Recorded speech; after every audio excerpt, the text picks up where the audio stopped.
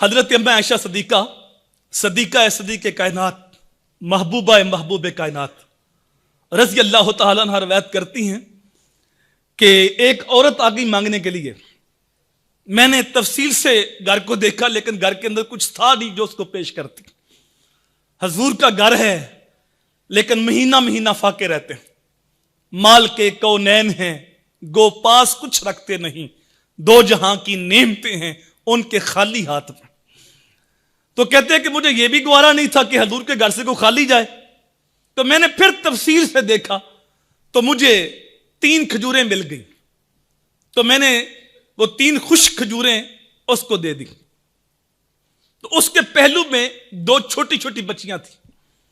تو اس عورت نے 1 کھجور اس بچی کے منہ میں دی اور 1 کھجور اس بچی کے منہ میں دی اور تیسری کھجور خود کھانے لگی.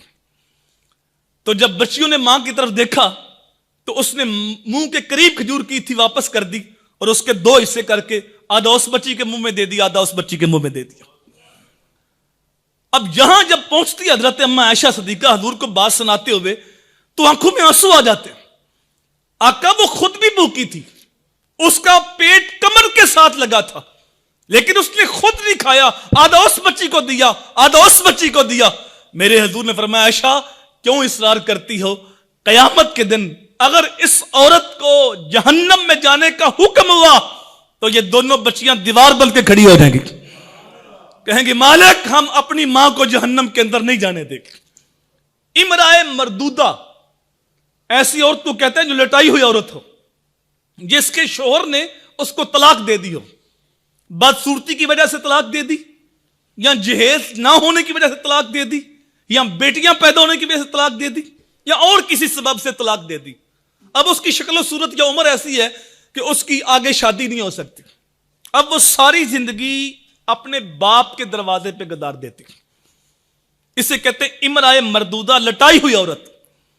حدیث میں آتا ہے اگر قیامت کے دن اس کے باپ کو جہنم میں جانے کا حکم ہوا تو یہ عورت جس کے شوہر نے طلاق دی تھی یہ اللہ کی بارگاہ میں جھگڑا کرے گی، باس کرے گی. کہا باری تعالیٰ نہ تو نے مجھے عقل دی نہ تو نے مجھے شکل دی، شوہر نے قبول نہ کیا، سسرال نے دھکا دے دیا اور یہ میرا باپ تھا جس نے مجھے سہارا دیا، اس لیے میں تو اپنے باپ کو جہنم کے اندر نہیں جانے دوں گا. تو اللہ تعالیٰ اس بچی کی سفارش قبول کر کے اس کے گناہگار باپ کو جنت عطا فرمائے گا.